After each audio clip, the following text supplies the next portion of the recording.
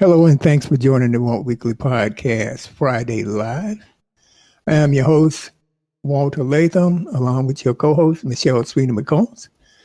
Also, we're here with our panel of thought leaders who are tough, smart, and dedicated to ensuring that they ask the tough questions and get the answers that will inform our listeners, or at minimum, make you aware. All right, before we get on with the show, let me announce that we have rolled out the Walt Weekly Podcast Sports Edition, which is now on YouTube. Full video, folks. I mean, really, you will enjoy it. Please check out. Right. Yeah. Please check it out. This show is being hosted by Gregory Coleman and Chris Sweeney. And this is the first of more shows that will be dropped in the sports arena. Awesome. Okay. Why we're doing that is to just expand our footprint and try to reach our demographic, which are the young folks. We're trying to reach the young folks so they can learn something. At least we can give something back. And that's the mission of the show, to give something back, right? So anyway, let's get on with today's show. All right. So what is an activist? What does an activist do? There's a saying that one man's freedom fighter is another man's terrorist. Our guest today is the real deal, folks. So without further talk, let's walk the walk and turn it over to Michelle Sweeney McCombs. Hey, sis. Hey, bro. Thank you, Walter. And good evening, everyone. And welcome to the Walt Weekly Friday Live. Thank you to our live audience guests. Thank you for joining us. Please follow the Walt Weekly and share this podcast by clicking on the share button at the bottom. The Walt Weekly Friday Live is sponsored by Beauty Blends by Ami, Soap and Love, and Michelle Sweeney Hair. Our intro and outro music is provided by Uncle Nephew. Our panel guest today, weekly panel, is Gregory Coleman out of North Carolina, COO of Illumination Media and Technology and engineer at the Walt Weekly. Our next panel member is Ernest J. Robinson out of Washington, D.C. He's a Sergeant, U.S. Marine Corps combat veteran, senior consultant at B. Ernest Leadership and Professional Consultant. Our next panel is Christopher Sweeney out of New Jersey, a retired sanitation worker and CEO of Johnny Roof's Catering. Our next panel member is Honorable Gene Anthony Edwards, male district leader out of the 79th District in the Bronx, New York. I will turn it over to Gregory Coleman to introduce our esteemed guest that we have today. Greg? Thanks, Michelle. We're privileged this week to have Terence T.C. Muhammad. Terence has been a community activist and organizer for over 2 decades. His experience spans voter mobilization campaigns, issue advocacy, and coalition building in African American communities, faith communities, and on college campuses. He works at the intersection of economic justice, criminal justice reform, climate and environmental justice, youth empowerment, and community health. His primary role as community outreach manager for the Hip Hop Caucus is to coordinate grassroots mobilizations with advocacy agendas at local, state, and federal level. TC is from North Carolina and proudly wears the banner of Aggie, having studied psychology at North Carolina A&T State University. He remains very involved in his local community while raising his son. He's also family. So let's give a big welcome to Terence T.C. Muhammad. Yay, Terence! Great job, Greg. You knocked that out. Yeah, you knocked that out. All right. Yes, Terence, thank you. We're honored, man. We're really honored looking at the things that you've done and doing. We're really privileged to have you. But let's get on with, what constitutes or what makes up an activist. You hear people saying online or this, I'm doing this, I'm doing that.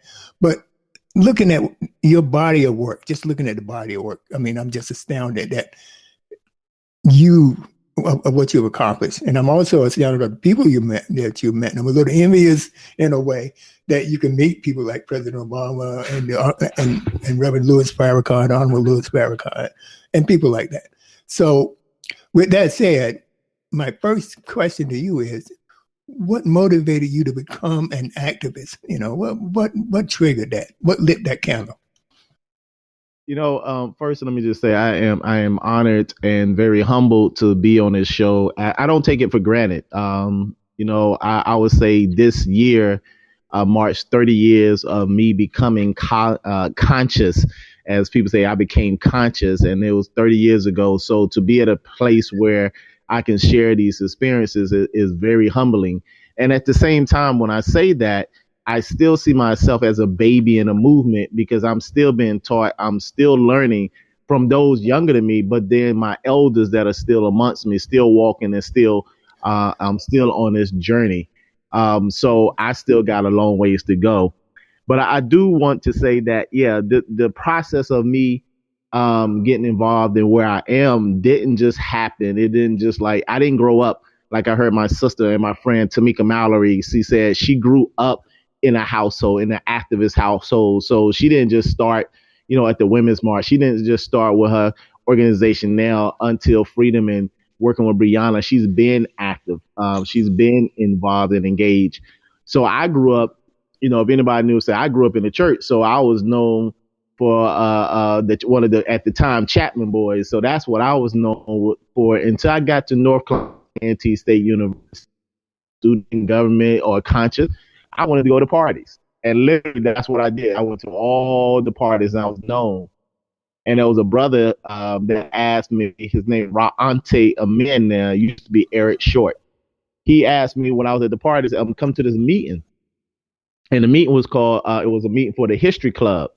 And the History Club was known on campus for the Afrocentric, Black radical, Black power organization. And I went there and I started learning about the Ankh, learning about Kemet, learning about Egypt, heard stuff I had never heard before in my life. And I went to a Black high school, never heard it in church. I've never heard this knowledge about our history and never heard it while I was at college until I went to this meeting. And once I went to this meeting, we didn't just sit around philosophizing, talk about our greatness. We was actually in the midst of a fight for mandatory Black studies on a Black college. And at that time, Black colleges were not teaching or having a Black studies department. A lot of the white colleges was having it. Just like with hip hop, Black colleges didn't start studying hip hop and the culture of hip hop until after white colleges start to study it. But I was in the midst of fighting for mandatory Black studies. We was organizing students on campus. We was having forums to educate about our culture, about our history. We organized students to do rallies and take over the administration building, take over different buildings on campus and be in classrooms and speaking out. But it also took me to go off the campus, to go into the community. And my mentor, Irvin Lee Brisbane, rest in peace, he's the one that entered me into being a community activist outside of doing stuff as an activist or socially conscious person just on a campus, because sometimes we just get caught on a campus and not translate that work and that information into the communities that need it around these institutions. Okay. My next question is, define activism. I know the panel's going to kick in very soon, so I'm going to throw these little softballs to you underhand it. What is an activist? Define activism. I mean, I think. What do you think? I think that definition is going to be changing, and it has been changing over the years. But when we knew it, it was somebody that was actually engaged in the issues of the community, someone that was actively bringing information. There was sharing information. There was inspiring people. There was mobilizing people, and there was organizing people. And those are two different things. We can pull people to come to a rally, but can we organize them around an issue, organize them to stay focused to win an issue? So activists, usually sometimes people see them as this person that's screaming in the wilderness. As you say, somebody's activist be somebody else's terrorist. And sometimes as a student activist, we was always seen going against the administration, but we were seen as a friend of the students fighting for the concerns of the students. So it's more so about what are you actively engaging in and what issues are you bringing to the forefront. And usually activism is looked upon as a person who's fighting against oppression and in defense of the oppressor. But that definition, it changes so much because you have certain people that consider themselves activists on social media and they just talking. They may not be doing anything. They just may be sharing information. They are considered activists. They may be just showing video clips of different things and they consider themselves an activist. I think for me in my upbringing, activism was me hitting the streets, literally going into the community, talking to folks, finding out what were their issues, what were their concerns, and leading the charge and helping in the charge for fighting for whatever they needed to be at the forefront of. So it's always fighting along with the people and for the people versus the new model of some people swooping down saying, hey, I'm here to free you and defend you, but have not had the engagement of talking to folks in the community. So I would just say It's about pushing and fight for an issue. All right. Thank you. Thank you for that. Because there's many interpretations of activism, of activists, rather. So, I really wanted to hear it from someone that, not only talks the talk, but walks the walk. We got too few of them right now. So,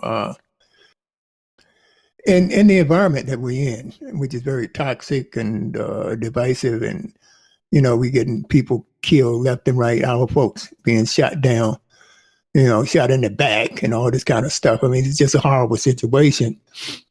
The issues that are going on now in this environment, I mean, does that make you more active now? Or your guys calling up, your colleagues and things of that nature? Let's get out. You probably was already doing that, but I'm just saying, what's your guys' take on the current environment? I do a lot of stuff around environmental justice and social justice, and we talk about climate change, and the climate has changed, the environment is changing, and that's the same thing with people. But I saw something on social media one time, and it was like George Floyd was not the wake-up call. George Floyd is the same alarm that's been going off for since we've been here. We just kept hitting the snooze button. Right. So we saw Trayvon Martin, we hit the snooze button. We saw Michael Brown, we put the snooze button. And I think what happened last year, because of social media, we saw an Ahmaud Arbery, we saw Breonna Taylor, then we saw George Floyd. My issue right now, as far as, people have been mobilizing because of COVID, we haven't necessarily been as in the streets, but people still came out in the streets when George Floyd was murdered. And a lot of people have taken to social media. But I think for me, here's the issue that I have. In 2015, I remember being at a national meeting with all these civil rights organizations, big organizations, and they was talking about what we need to do, and we need to push this issue of body cams. And that was the push for Michael Brown body cams. And I was saying, what are we going to do, because Michael Brown is not going to be the last one killed? What are we going to do to change? And a lot of people are running to legislation. So we now got body cams, but you can't see the body cams. So one of the things we got to do, we have to go back into our communities and make our communities a decent and safe place to live. And then we can make sure that the police don't need to be in our communities. And there's the whole conversation of abolishing the police and defunding the police. And what does that mean? And what does that look like? So more and more conversations are coming. Some are saying defund the police and use those resources to go into the community programs that are actively educating our young people, actually giving jobs to our young people and creating opportunities for our young people, versus you coming in with the intent on killing our young people, because you're not coming to save and be the defenders of justice. You are actually breaking justice in our community. So more and more people are getting aware. A lot more people are getting involved. I just think that we have to do more of not just stopping them, but more so of making our communities a actual community. Because we say community, but the reality is, in a lot of places, we don't know one another and we don't come together in the places where we live. At one point, we used to can say that the community was the community and everybody knew one another and we shared a common purpose and a common familiarity with one another in a community. Mm. Very true. Yes. I like the angles, the convergence there, from our community to, the police. I like that. That's something that we really have to work on. I think it's more in our control because without any type of unity, and we can't even think about going out to really fight the external battle of the police. And as far as defunding, I don't believe that's something that we should worry about right now. I don't think that's viable. All right. So anyway, now I got the panel out there. Y'all guys, before we move forward, I'll let you know whether I got any questions coming from the panel for Terence. Yeah, I got a couple of questions. And it largely has to do with what you just talked about, our communities. I sometimes I'm torn. We talk about, how much devastation comes from outside of our community. But sometimes we have to look at, some of the devastation that's done within our communities. And I know there's a cause and effect, on both ends. But I grew up in an era where, in the 70s where, we really didn't trust the police. But I think a major difference was we trusted each other in the community a little more. There was that activist spirit, that enlightened spirit that was, amongst everyone in the community, young and old. What do you think we need to do to re-engage that, to ignite that spirit again within our community?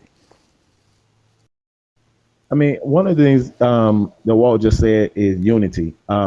Unity is our greatest weapon that we have yet to use. If we unify in buying land and owning our own and creating our own and not being the number one consumer and holding up an industry and a corporation and a system that is killing us, we can do better. But we need to first come together. I think one of the things we also got to realize is that when we talk about this whole issue of activism, part of activism is also understanding how do we get in this condition. And also, let me go say this. Part of activism is some people do it for a job. Some people do it for a fad. Some people do it for a moment. But my activism came out of a love for our people. And that love started when I started to love myself. You have to love your people more than they hate themselves.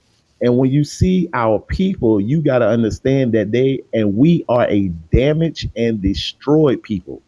Yes, we have work to do on ourselves, but we have to understand there was a root cause and there was an intentional destruction on us as a people during slavery and a destruction in the 60s and the 70s. And that same destruction is going on now, whether it be a food desert, whether it be the school to prison pipeline, whether it be infiltrating our music, infiltrating our organizations, or this still mindset that we want to integrate into a system that does not love us. We didn't never want to integrate with our open enemies. We wanted the same opportunities and the equity of resources to do what we was doing already for ourselves. So we have to go back to that sense of unity and community and build back our communities.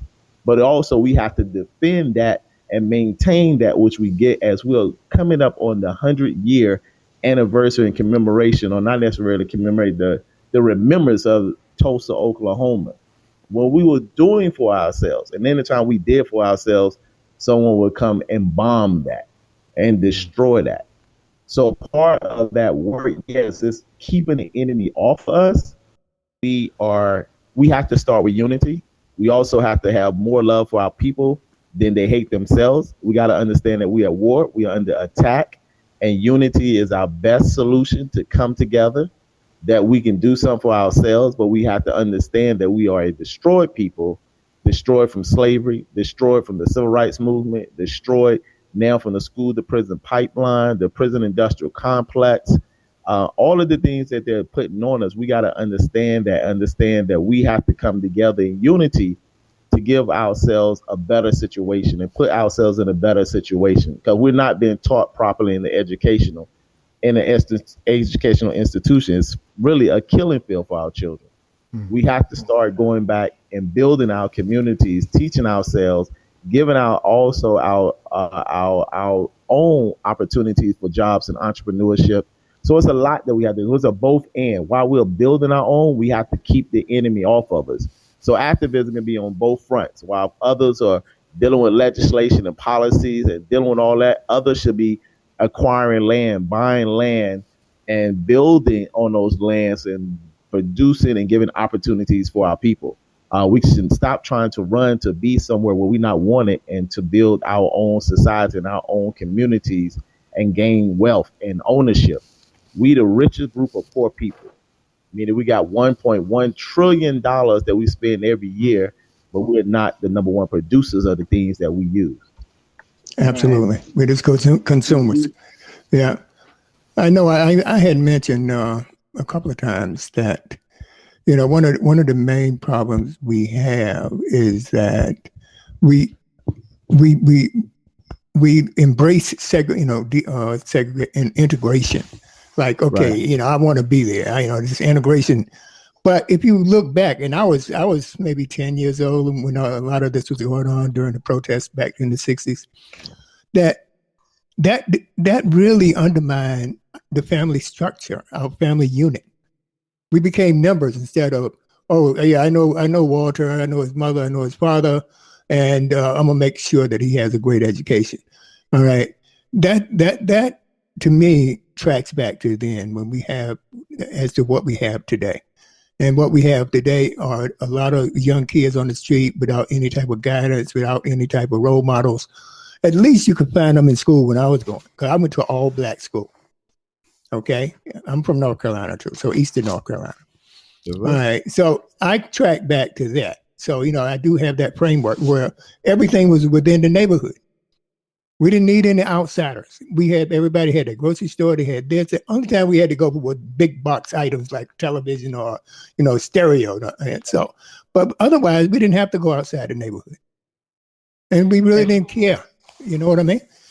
But the reality is we left slavery and built 60 towns. The reality is we built America.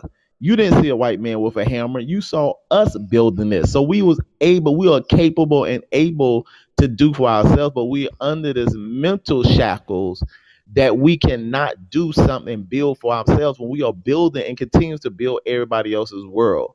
So like you said, the whole okie doke and integration was we wasn't fighting to be with our oppressor. We was fighting for the equity and the resources to do what we was already doing. We was owning our own shops, our own factories, our own everything, movie theater, restaurants. We had our own, but as soon as the mentality was this ice is colder, this is better, we're going to give up everything that we have to take ownership, to just go and support somebody else's.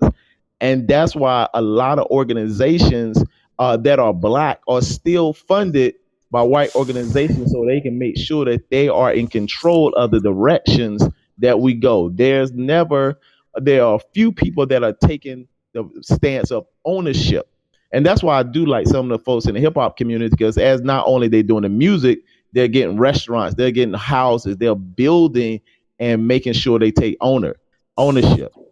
And that's the thing. So we lost that ability to own our own and be in our own community once we gave that up through the process of integration.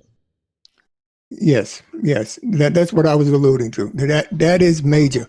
Another thing too is, I've been fortunate enough through work to travel all over the world and just live, where I work basically for months. All right. And one thing I found out, even in Africa, I spent 10 years doing the gold business in Africa. I also did some gold mining, so I used to be up in the bush. I mean, really way up in the bush, no roads, no electricity, no light, took baths in the river, things of that nature. So I was a lot of times in the jungle, but I was also in places like, Singapore and Tokyo and places like that. One thing I did find out, and I realized, that and it hit me hard, was the fact that the African American is the least respected group on earth. Least respected group on earth.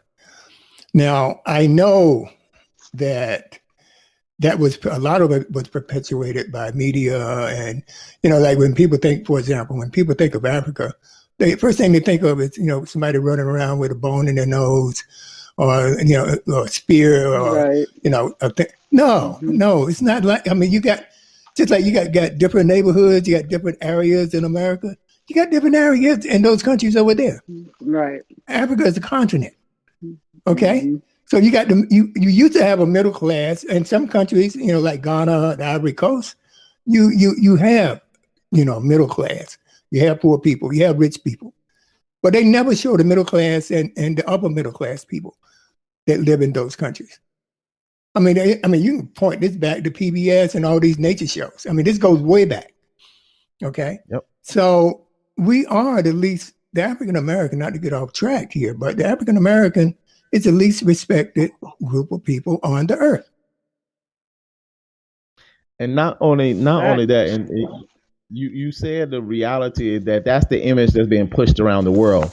And so when in 1995, October 16th, when we had the Million Man March, the world saw the image of the black men in a whole different reality, because white media showed up at the last minute to show the world, because they couldn't believe that 1 million black men would show up, and nearly 2 million men showed up and come in peace and unity. So they knew something was going to be tore up, trash, and everything. But nearly 2 million men showed up in love, peace, and harmony, and left the mall with not a trace of trash. No record of any violence during that day. Matter of fact, the violence went down that day at the Million Man March, which was broadcast all over the world. And I say that because that was the beginning of a new image being shown. But here's the problem, is that, as you said, we don't see that Africa is a continent, the largest continent, 3 times as large as America.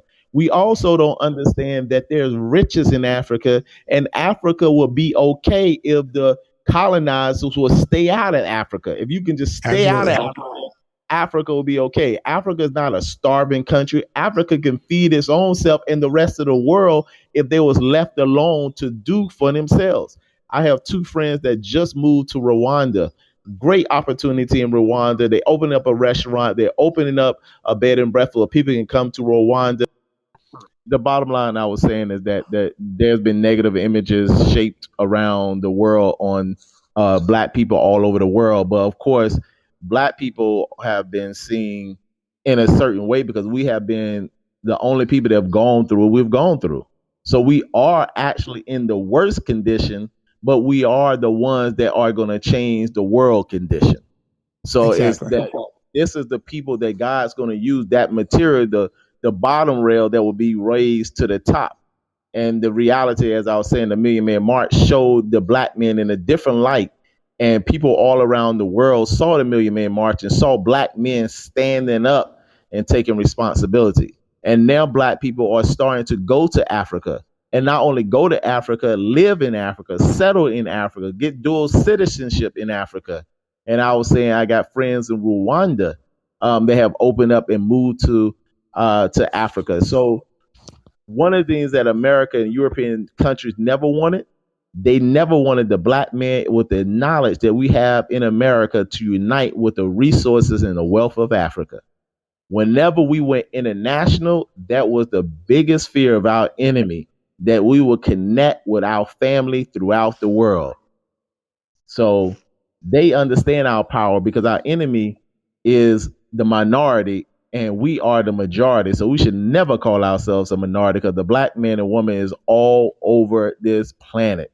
And I mean all over China, India, and definitely in Brazil. I agree. I agree with that. Yes, sir. Rebar. I got to put a clap on that because I like the way you said that.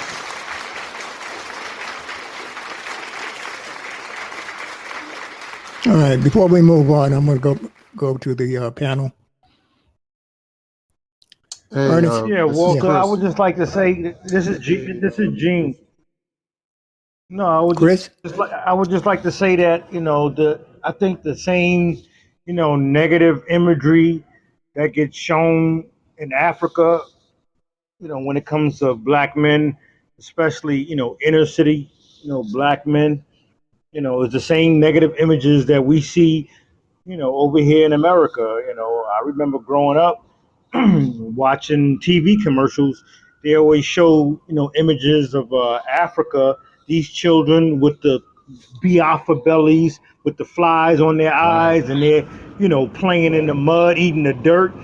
And I said to myself, why would I want to go over there? Now they watch the news and they see the gangbangers and the gangster image of the black man in America. And so when they come here, especially the Nigerians, they call us Akata, which is the African way of saying the N-word. Basically it means savage over in Africa. So because of the imagery that they show in Africa, they don't show the Qs stomping the yard. They don't show the Kappas with the canes on the quad, black men being educated. They don't show that stuff. So that's why when Africans come here, we think, they think we're savages. The same way they show images of the Biafra babies, they don't show those beautiful metropolis in Kenya, in Nairobi. They don't show those beautiful. I mean, there's some parts of Africa like they were in the 21st century, back in the 20th century when they were building. The only thing they did wrong was they invited China in because China saw, what Africa had to offer. That's the only mistake they made. But as far as the imagery, that's why I say, Walter, I disagree with you about, the black man in America being hated all around the world, because the truth of the matter is everybody wants to be us because we have the creativity of the African, but we speak the King's English and we understand the psychology of the European. And I'll digress. No problem, Gene. I appreciate that. No, and you said some powerful stuff. And one of the things that America is always, America is is a land of hypocrisy. How dare you talk about African children when it's your brother in Europe that's causing the starvation of our African brothers and sisters? And how dare you talk about save Africa when the black men and women in the streets of America are dying and can't get a job? You got Vietnam vets that fought for America and still catching injustice here in America. So America is the most hypocritical country, where we, you look at other countries talking about third world, but they have free education. They have free health care. You don't even want to take help from Cuba, but Cuba, like I said, give all of their students free education, free health care, but we can't even get free health care. People up here making billions and billions of dollars in corporations, and folks are still waiting on some stimulus checks. So America is just a hypocritical country. And you're right. I don't always blame the artists in music, some of the stuff that's been put out there, because we understood that in the 90s, hip hop, there was a culture, there was a teaching that was in hip hop that started to educate us, started to enlighten us, started to lift us up. And once they heard that, the record industry went to work to change what they were allowed to be put out and put on the airwaves. No other people will allow, no other company, those that rule the record company, don't allow people to talk about their people like that, but they don't mind us degrading ourselves because they want to push that, because the more violent we are, the more savage we are, the more that they can get us into their prison industrial complex, which are privatized to make more money on us, because slavery was never abolished in no 13th Amendment. We are still modern day slaves. So these imageries are the things that they want to see. So these podcasts are starting to help people get the information and the imagery that, oh, there's something different in Africa. Oh, there's some beautiful lands in Africa. There's some beautiful buildings in Africa. They got roads, they got cars, they got modern stuff. Yes, in Africa. But we were never taught that. We were never shown that. So they want to make an image go out throughout the world. But now with the help of modern technology, our technology, they are seeing a different image of their brother, and we're seeing a different image of our brother and our sister. Yep, you're absolutely right. You're absolutely right. I've never seen that part. I was in Africa, like I said, for 10 years during the 80s, I think 81 to 90. All right, on my quest to, to get rich, because, everybody, when you're young, you want to get rich and retire at 35, right? So, I was there, and I never forget. I met this diamond dealer. He also he dealt in gold, which was, like I said, that was my thing. Anyway, diamond dealer during rainy season, he was telling me, "Oh man, my truck, the bridge just broke, and my truck went in, and I lost it." This is Land Rover he's talking about. He said, "But anyway, I'll just get me another one tomorrow, and I'll just order another. It's no big deal to me." And the guy came out with a bag of diamonds that would blow your mind. You know what I mean? And I said, no, go. But just to show you how rich these people are, where all the natural resources of the world is focused, is concentrated right on the continent of Africa. That's where the riches are. And I've always encouraged, and I do encourage, and I'll take this opportunity to encourage people to take a look at Africa, look at the possibilities. Just make sure that you don't go there and underestimate the people on the continent based on what you're seeing on television, because you'll definitely get hurt. You'll definitely get hurt because they're very smart and they're very astute business people. All right, those are our brothers, but I have to refer to them in that context. All right, but you don't also be dumb. but you also said something very important, that there are diamonds, that there's so many riches that the Europeans go, and now China is all up in Africa, buying up Africa like they buying up America. But there's diamonds in there, but you got to go you got to go through Europe and get the value of them. But they got diamonds. There's some places in Africa that the diamonds are just laying on the ground. Oh, Africa, very, very rich. And they know that, and that's why they have settled in Africa and are ruling Africa and ruling governments in Africa and causing problems and going in and causing coups and everything so they can take the land. And that's what they are doing in America. So all of our parents and all of our grandparents that had land, now they're taking that land from our young folks, or making us not even want to keep land, because they understand real estate and they understand land is what has a value, but they want us to have the little trinkets while they go and take our land. That's the way it is. That's the way it is. But the sooner we realize that, the better it is. I want to move over to the panel. Chris, you were getting ready to say something earlier. Yeah, how you doing, TC? I'm good.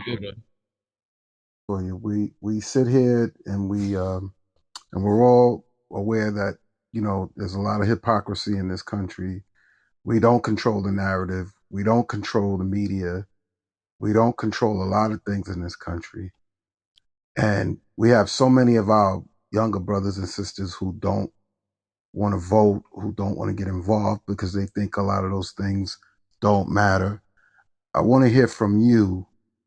What methods, what's the best method right now, you in your estimation, that we could take to educate our brothers and sisters out there, and to it's a fight here with everything we do. We already know that, right? Because we don't control the narrative and we don't control how things are going to be, but still we have to push forward, right?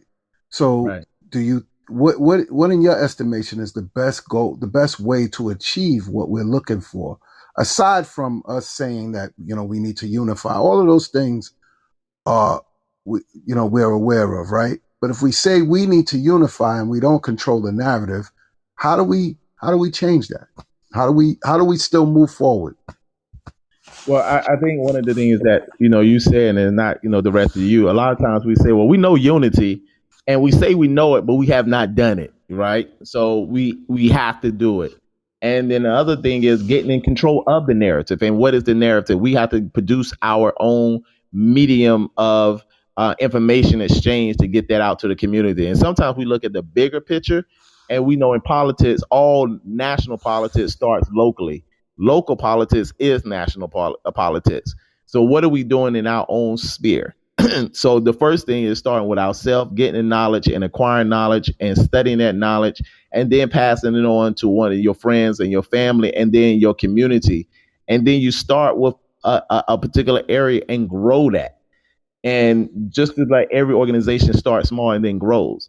But I think that conversation about the voting issue, One of the things I say to people, I say, if you ain't never been in my hood, stay out of my hood when it comes to election time. Don't come around talking about you want to vote for me. You want me to vote for you, and I don't even know you, and I never seen you around in my neighborhood.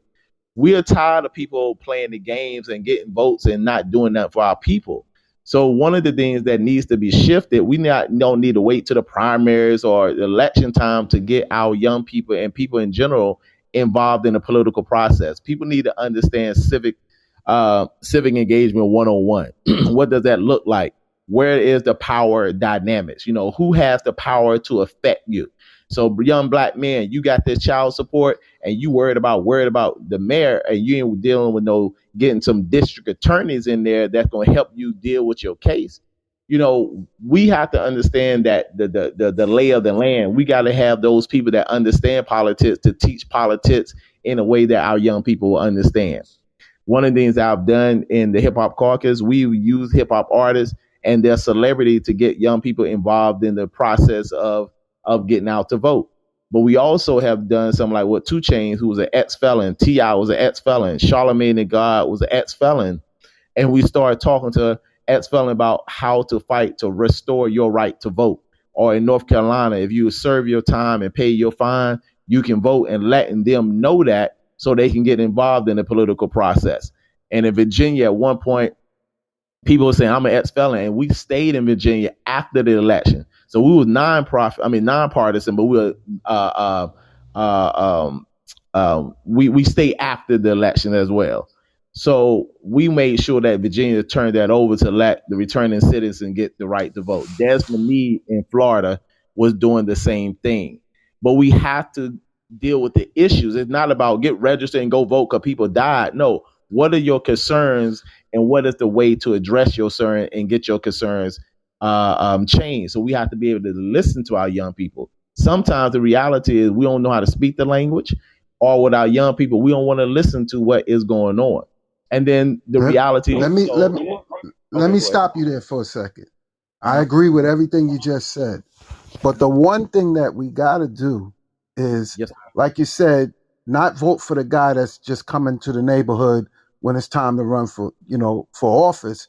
We got to produce people in those communities that they see every day, and they want to vote for them. Because if we don't produce those people, the only choice they have is to vote for the guy that's coming around every so often. And that means that we have to start grooming brothers and sisters early, getting them involved, so when that time comes to run for a seat, for a position that we need, then they already have the training, they already have the experience, they already don't have the know-how to be in that position and be in place in that position. The reality is our community are not organized. They say, what are our issues? And we select somebody from our community to represent us. That's what other folks do. They send folks into office to represent them. And usually it's the business community so they can represent their interests for their business. We have to organize and say, who are we going to select and train to put into a position to run for it? Ross Barack was the mayor of the people, but he didn't just go to the office by himself. He took people with him, and he kept working in those communities. He was in the streets, and we have to groom people like that to be in those positions to get the resources that we need. And not everybody's going to be a politician, and we'll need everybody to be a politician. Absolutely. Thank you. No, I was going to say that was a great question, Chris, and that was a great response, TC, right on point. And since you guys have entered my universe, I could tell you about running for office and politics. Can't tell you about America, but I could tell you about local politics here in New York. There's only 2 ways to get elected: either be known for something, or raise a lot of money where one can confuse the vote. And TC, I think that's what you were trying to allude to when you were speaking of, candidates coming into your hood that never been there before. They raise hundreds of thousands of dollars, and they put up posters everywhere, and they flood everyone's mailbox with these mailings. And because of voter misinformation, miseducation, they think that the person that they see the most must be the favorite. And that's how raising a lot of money can confuse the vote, as opposed to someone who's grassroots, who started out working within the communities, being a community leader, a community activist like myself. I was known for what I did for the South Bronx, so I didn't have to raise a lot of money. People already knew that they wanted to vote for me because they knew that I had their best interests in mind, because I am of the community and I stay within the community. And with that, I'll digress. But that's the reality. So how do you fight against a money campaign? And that's why I said when you talk about activism, you have to make yourself known. So you got to be everywhere, but you got to, when you are really in tune with the people and you love the people and the people know you love them and they see you and they can recognize you, it's a name that you know. It's a name and face that you recognize. So when they may see all these other posters, but they don't know that person. No, I know Raheem. I saw him the other day. He came by my mama's house to help my mama. And it's that kind of politics that we got to have. And that takes support. And the reality is that when we see a good candidate or we see a good person that we know is doing what they do, I don't care if you got $5, give that to the campaign. Lend your time and effort to help put someone in a position that we know has moral character and a love for us. And you know that the resources are going to come back. But you're right. And New York is just like any other city. If they got more money, they're going to put out more resources. But the reality is the best way to fight that is if you're known, like you said, if you're known in the city and people know you and you have the ability to mobilize and organize people, that's where your strength is. And of course, with politics, you just got to make sure if you got dirt, put your dirt out there early to get that clear and get through that. I mean, that's the real reality. It's like, look, yeah, I was in jail. Okay, what? Now I'm not. I know a brother that came out of jail and he got a fitness center. He's all on TV. He's doing whole lots of stuff now, but he got that out the way. You can bring on my past, but what am I doing now? I'm an integral part in the community, making a difference and making a change. So you can't use that part of my life to stop me from moving forward to do the work for the community. But that politics is very tricky. But I always say the politics of working for your people and knowing your people, because regardless if you're in a position or not, if you got the people backing you, I don't care who has the position, you ain't going to have the power if you don't have the people. All right. I see that you're also involved in environmental issues. Yes. So what are you doing along those lines? Could you explain?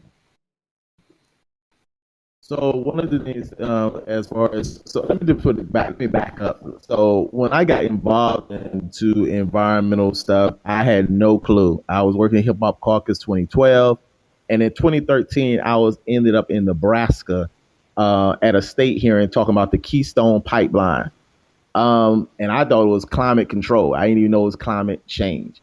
But as I started getting into it, I realized that there's this big conglomerate called dealing with climate change, but then there's also black folks that's been dealing with environmental justice for years. Warrenton County of North Carolina with Dr. Ben Chavis, they was fighting, around this issue of environmental racism. The reality of it is I don't talk about the polar bears and the ice caps and all that, even though that's a reality. I deal with the power plants that are in our community, the landfills that are in our community that's causing asthma, that's causing health issues in our community, that's causing birth concerns in our community. So when they want to put pipelines in certain communities and contaminate certain people's water, they go into the quote unquote path of least resistance. So when they were putting a pipeline in Nebraska, in North Dakota, they went through Standing Rock instead of the white community of Bismarck, because they wanted to make sure they go where they thought was the least resistance. So as far as the environmental justice, we're fighting for clean air, clean water, like we see in Flint. And Flint is not the worst of the places that don't have clean water. There was issue with lead with Freddie Gray. We saw Freddie Gray get killed in Baltimore, but there was lead issues in Baltimore. There's lead issues in Newark. So we are trying to make sure that we get afforded the same clean water, the same clean air. And one of the examples that we use is that, like Eric Garner, we saw him on camera in New York get literally choked out by police.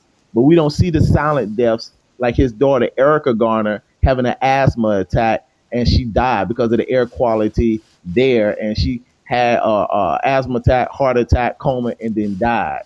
And there's a lot more deaths because of environmental racism that affects our communities the worst.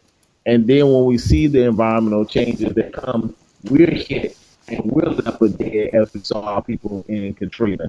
So we're trying to bring that issue to those areas that are actually affecting us. And even with the EPA, when Trump was in office, trying to roll back the regulations in Louisiana, like we have Cancer Alley because all of the toxic waste or the coal ash that's dumped in North Carolina, and they were going to pull back the regulations, say you ain't got to regulate nothing, but people were dying because of all this toxin, and that's why the regulations were needed. So the environmental justice movement, there's a lot of people in this, and there's a lot of people fighting because we have so many fights on so many fronts, and all of them stem from racism in every area that we deal with. Okay. All right. Any questions on the environmental, the climate activities that TC is involved with? Now, on a lighter note, TC, I see that you went to A&T, not AT&T. Okay, all right. Let me tell a story. I'm a storyteller. I like to. My kids say, "Okay, here go the old man again, talk about the past." Did it really happen? Yeah. But anyway, I went to Elizabeth City State University when I was 19. I was a trumpet player. Okay. So anyway, and of course I majored in music. I was a music major, football. So wherever the football team went, the band went. And I was in the band. Okay. But anyway, as part of my mandatory, as part of my major, I had to take piano, right? Piano 1, piano 2. All right. So Dr. Davis, she was the chair of the music department. She was preparing to go home for, the end of the semester for the Christmas holidays and stuff. So I helped her move the heavy daggone boxes, helped pack her car, put everything in the trunk. And she was the one I took piano 1 under. So, of course, I'm going to eat some cheese, if I can, right?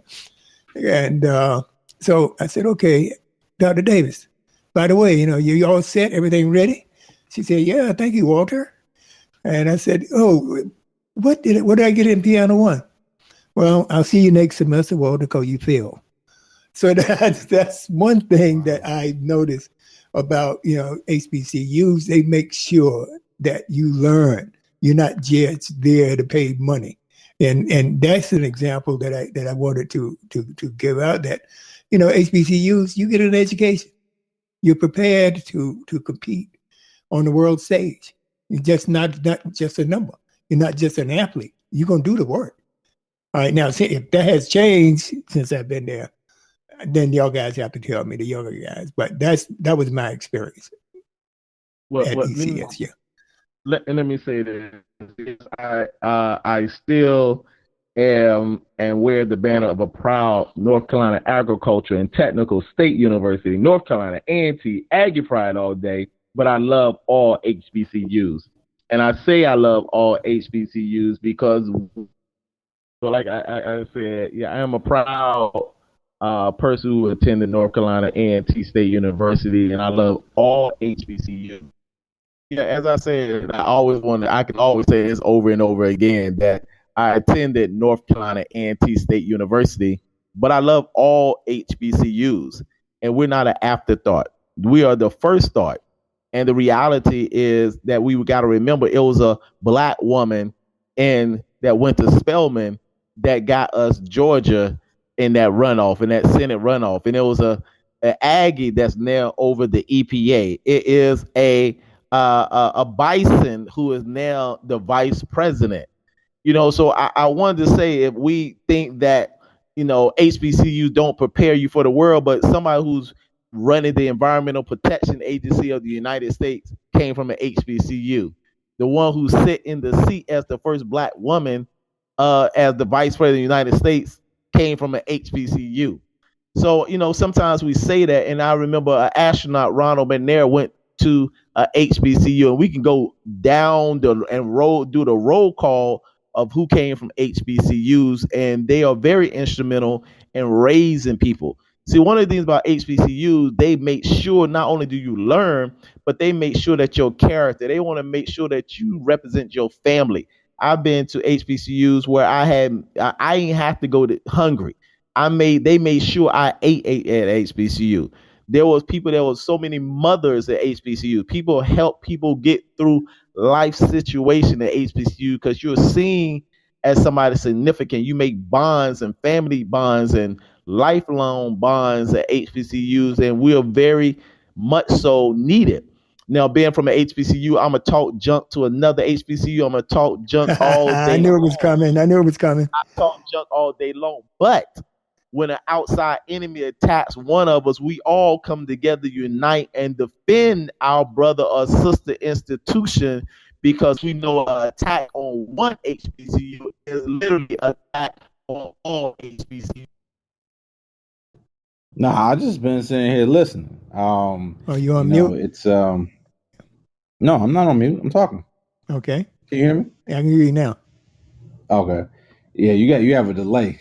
Yeah, I got a latency. But not. Yeah. I've just been sitting here listening. What TC has done, has been powerful.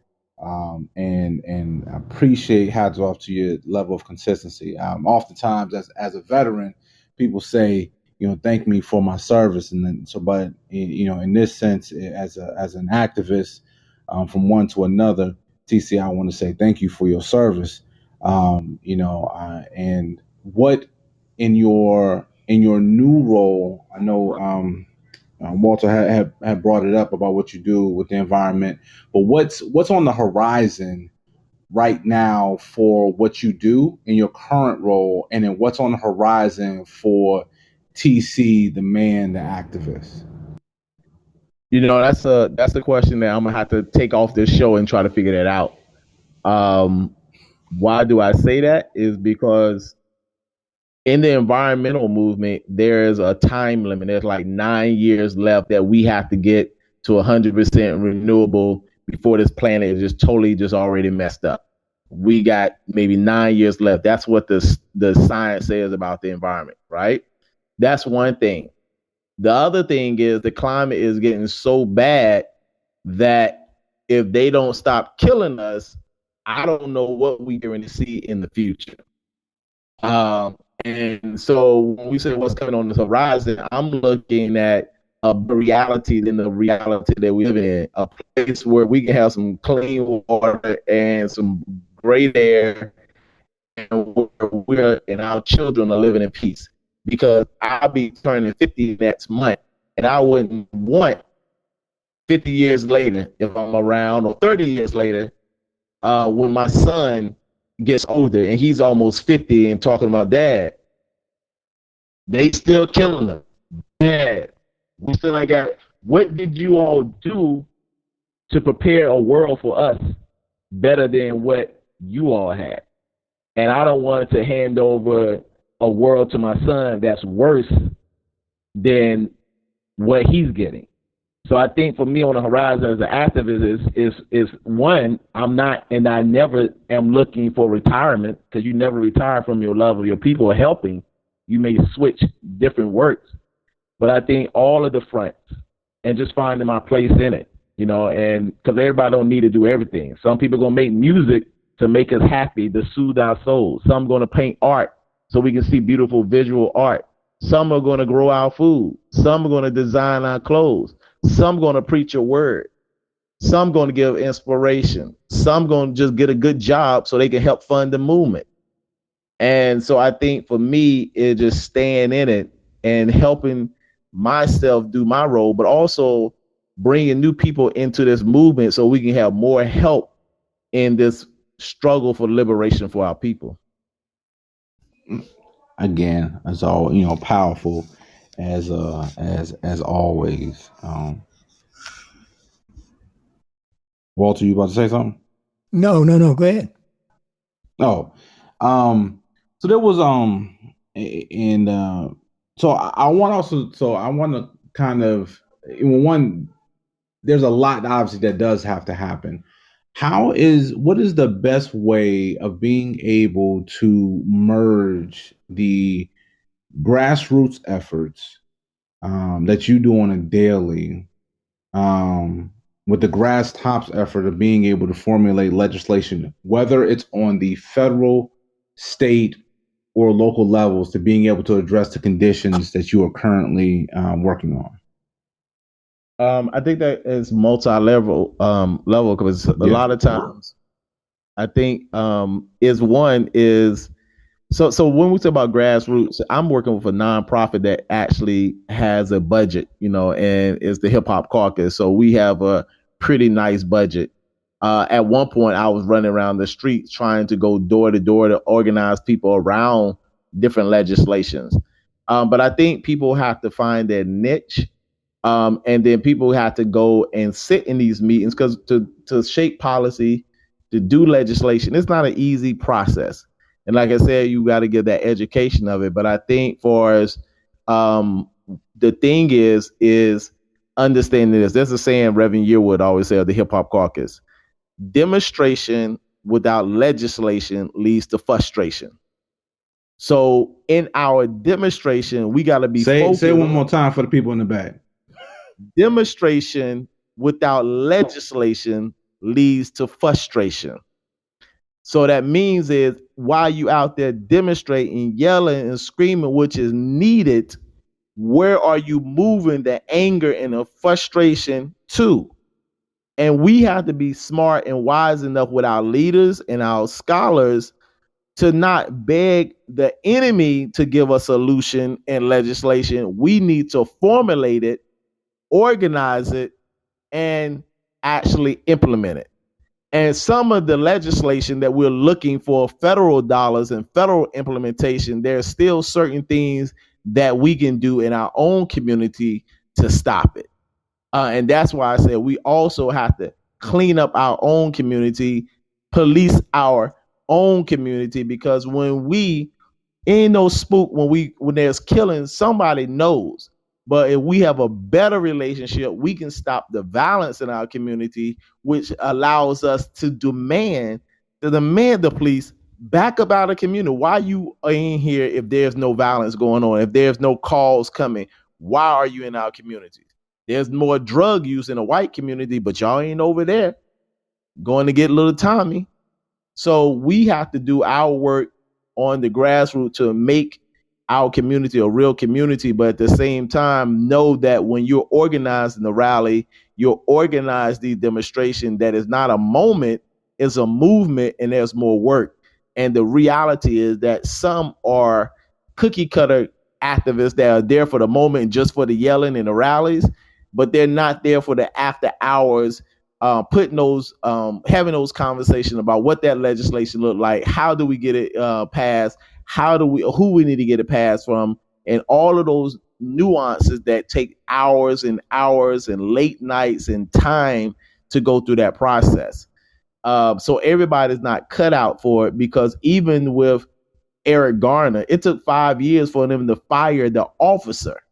So when it happened, we was all on social media, but then somebody else got killed and the cameras moved.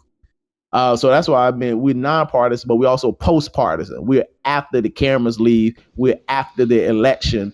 We stay on the candidates and we stay in the community even after the cameras have left, to make sure that legislation and change actually comes. And that take work. Absolutely. Yeah. Absolutely. Yeah.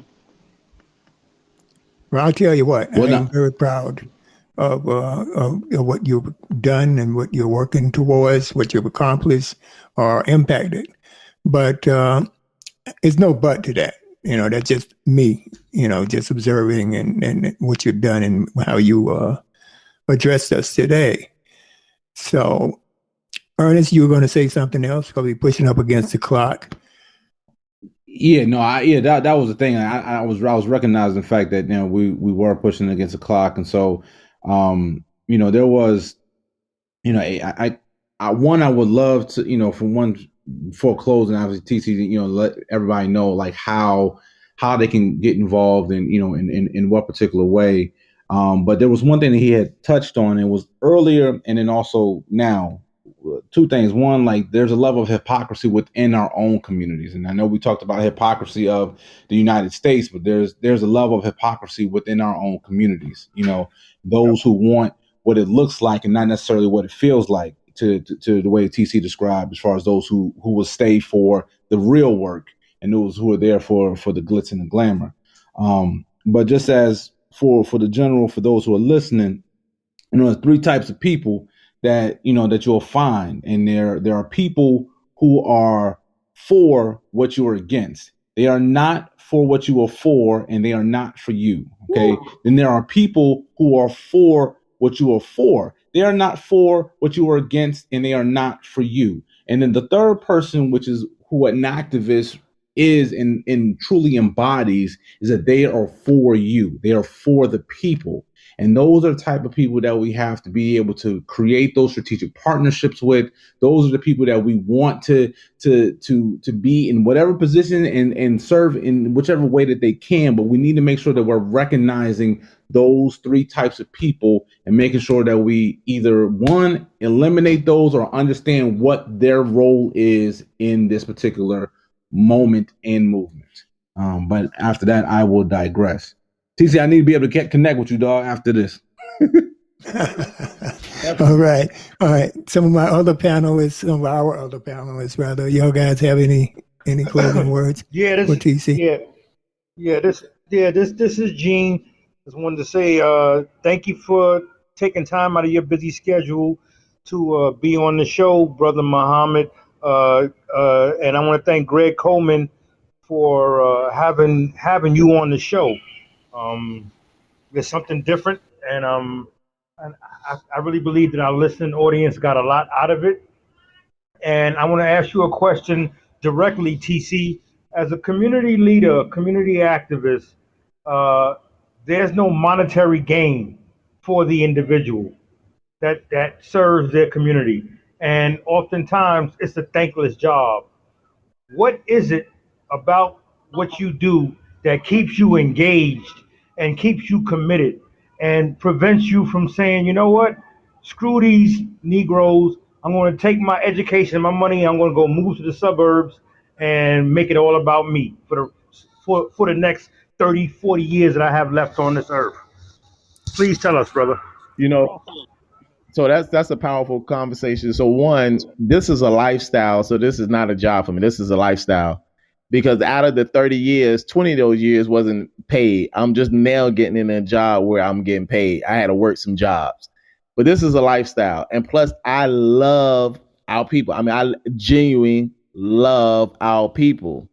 On the other side of that is that part of my coming up was that, you know, we were the broke revolutionaries. And I say, you ain't got to be broke no more in this revolutionary day. You can be an entrepreneur and make money and still be down for the people.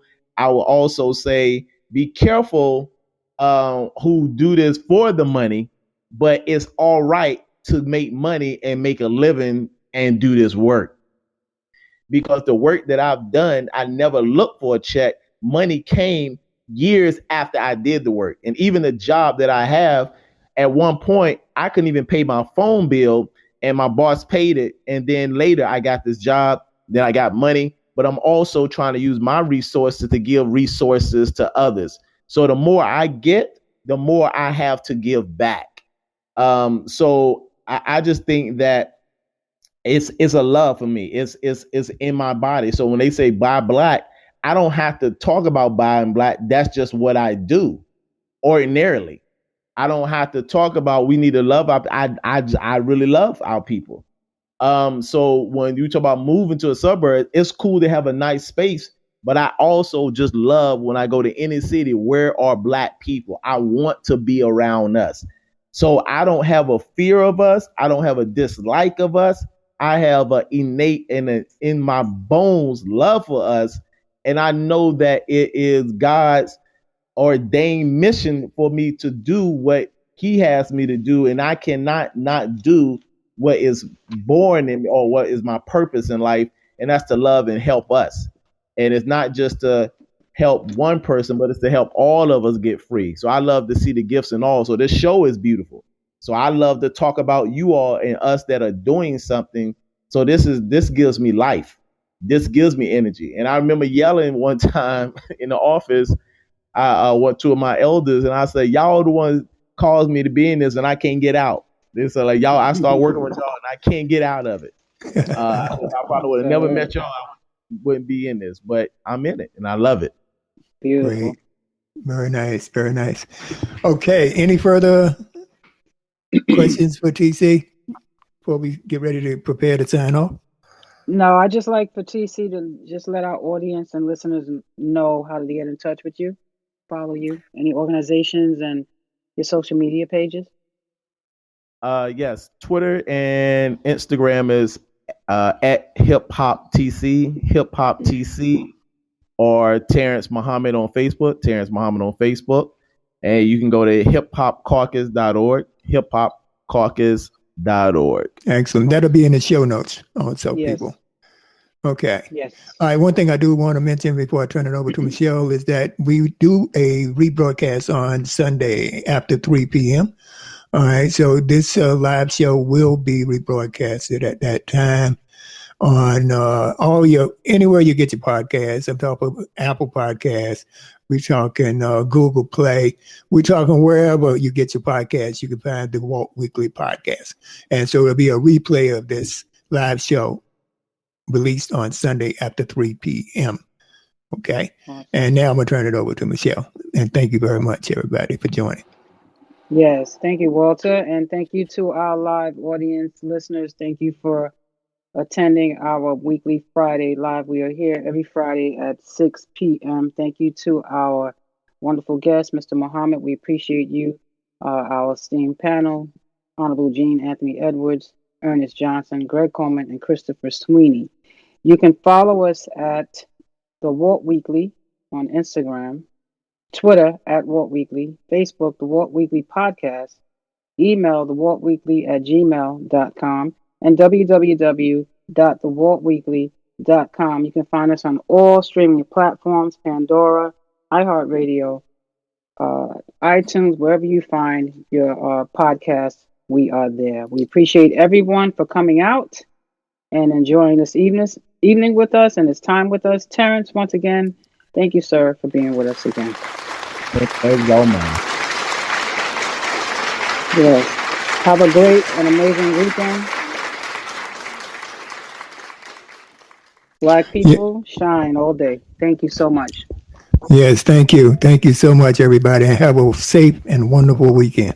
All right. God Bye-bye. bless. Y'all have a great weekend. Yep, everybody good. TC, I hit you up on the IG.